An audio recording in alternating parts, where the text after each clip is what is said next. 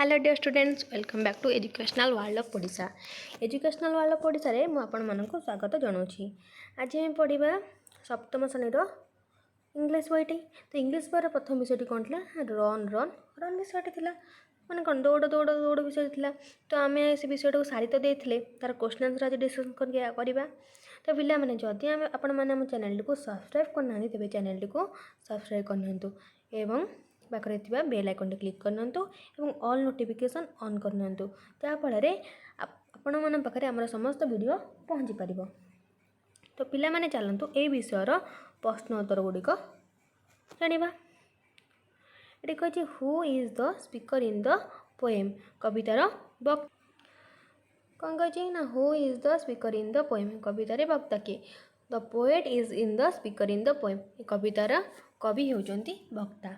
तापर कहला how many, द्वितीय प्रश्न कहला how many times does the poet repeat the word run, कवि कवितार केते थर रन माने रन शब्द को पुनरावृत्ति करिसेन केते थर?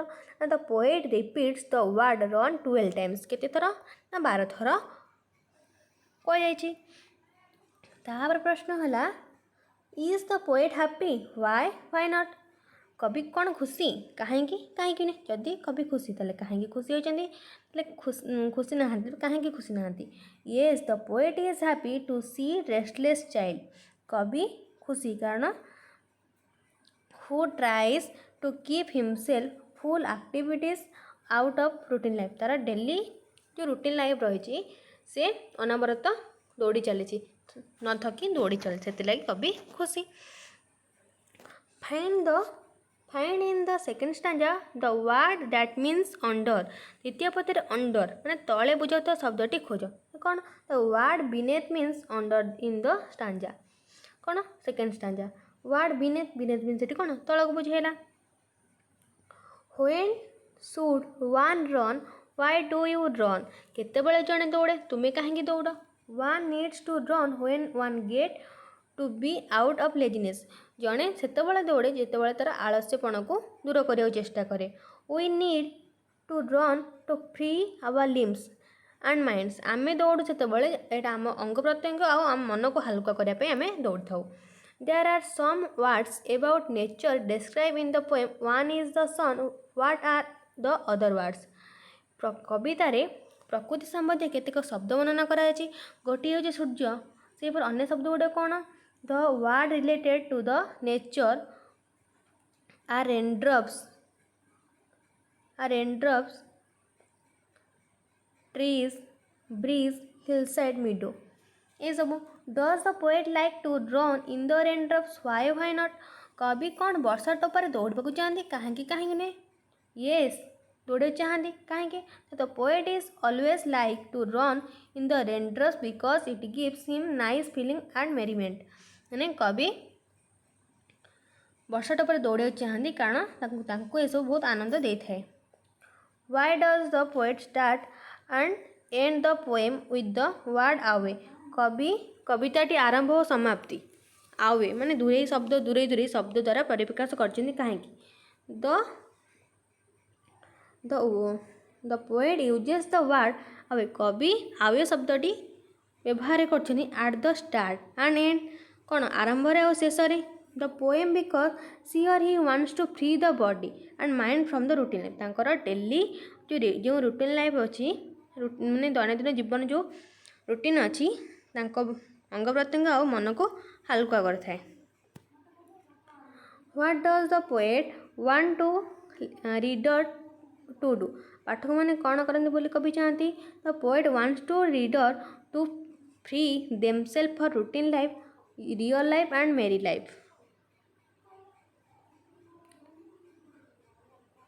Do you like running through the meadows, why not, तुम्हें कौन घास प्रांत में दौड़ा पसंद कर कहीं नुहे? Yes I like to run through meadow as it serve like soft mat and makes run enjoyable and harmless, आम पड़िया दौड़ा को भल पाऊ कारण आमको बहुत मजा लगे आम क्षत हबार मुक्त पाऊ। तापर आसला आपण मानकर सेक्शन 2 आसला, ये कंप्रेशन एक्टिविटीज एमसीक्यू क्वेश्चन देछि। MCQ क्वेश्चन को सब आम कौन कर आलोचना करें। ये चारिटा क्वेश्चन तो poet wants to dash into the city away from the sun in the rain drops down the river side क्योंटी कवि दौड़िया को भल पाती चलतु जानिपा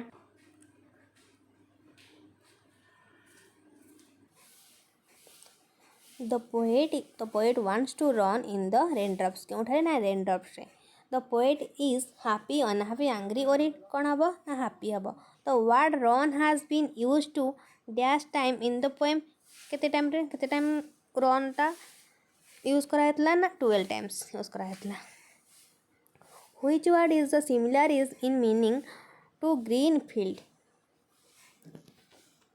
कोटा को ना मिडो को कह जाइछि ये कहला match the following phrase under A with phrase under B one is done for you कौन दे चलन जानिबा रन अप कौन the lane run in the raindrops run through the meadow run beneath trees run down the hill side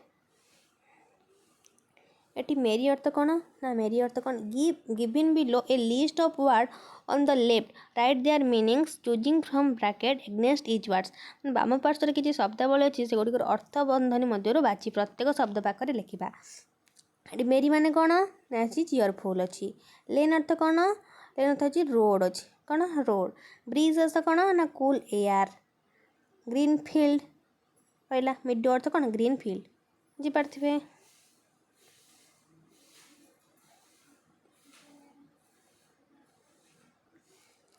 eighty कही given below are some words pair them together according to the way they are pronounce निम्न केतेक शब्द दिखाई उच्चारण अनुजाई से गुड़िक जोड़ी जोड़ी कर दर्शा कौन कही ना अवे डे ट्रीज ब्रिज सन रन अगेन लेन एटी कही mark underline word the following sentence निम्न वाक्य गुड़े रेखांकित शब्द को चिन्हित कर run down the hill side the word hill side is कौन है ना हिल प्लस साइड कौन है हिल साइड है सेमती कौन हम ये सब कौन now we add sorry now you add side with the words river country sea road lake and write the new word one is done for you मैंने कौन रिवर प्लस साइड कौन है रिवर साइड है river plus side है sea plus side lake पर side lake side country पर country side road plus side road side तापरे order the jumble letters and make word one is done for you कौन कही ना माने असजड़ा शब्द को कोलमाली अक्षर को सजाई लिखा कौन वाई ए डी कौन हम डी ए वाई हम तापर यहाँ हम run city lane country sun trees meadow जोड़ा कि लिखाई लिखिदे ये कही change the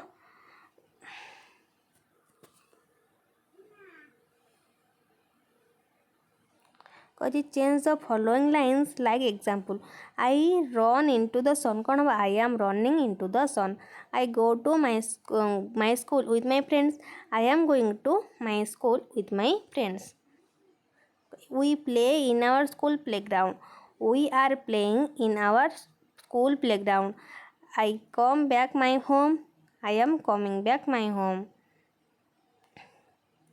I wash my hands and legs I washing my hands and legs I pray to God with my parents I am praying to God with my parents तब सजाई read the poem and write the words which go with run one is done for you कौन कही run कौन आवे हेब run away run out run in run through run back run beneath run into run down कह जाइए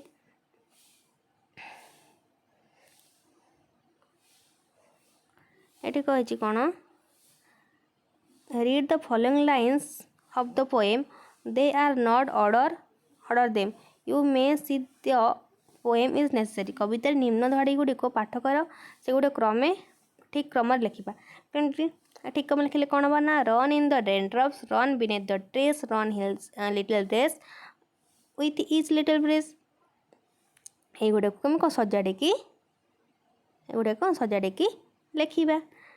ତାପରେ କ'ଣ କହିଲା, change the underline words of the stanza using own words and get your new poem। ପଦଟିରେ ବ୍ୟବହୃତ ନିମ୍ନ ରେଖାଙ୍କିତ ପଦ ଗୁଡ଼ିକୁ ବଦଳାଇ ନିଜସ୍ୱ ଶବ୍ଦ ବ୍ୟବହାର କରି ନିଜସ୍ୱ ନୂତନ ପଦଟିକୁ ଲେଖିବା। କ'ଣ ରନ୍ ଡାଉନ୍ ଦ ହିଲ୍ ସାଇଡ଼୍ ଅଛି, କ'ଣ ଏଠି ଭାଲେ ଲେଖିବା ନିଜ ଶବ୍ଦରେ। ଲେନ୍ ଅର୍ଥ ଏଠି କ'ଣ ଲେଖିବା, ଫିଲ୍ଡ ଲେଖିବା। ମିଡୋ ଅର୍ଥ ଫରେଷ୍ଟ, ଏଗେନ୍ ଅର୍ଥ ମ୍ୟାଡ୍ ଲେଖିବା। ତ ପିଲାମାନେ ଏଇଠି ତୁମମାନଙ୍କର କ'ଣ ପ୍ରଶ୍ନ ଉତ୍ତର ଦିଗ ବିଭାଗ ସରିଯାଇଛି ତୁମ ଏଇ ବିଷୟଟି। ତ ଦେଖା ହେବ ଅନ୍ୟ ଏକ ଭିଡ଼ିଓରେ ନୂଆ ଏକ ବିଷୟରେ। କ'ଣ ବିଷୟ ନା କ'ଣ, ଦ ଜ୍ୟାକ୍ ଆଣ୍ଡ ଦ ରୁଷ୍ଟର ଦ୍ୱିତୀୟ ବିଷୟ ଅଛି। ତ ଦ୍ୱିତୀୟ ବିଷୟ ଆସନ୍ତାକାଲି ପଢ଼ା ହେବ। ତ ଧନ୍ୟବାଦ। ଯଦି ଭିଡ଼ିଓଟି ଭଲ ଲାଗିଥିବ ତ ଅଧିକ ସେୟାର କରନ୍ତୁ।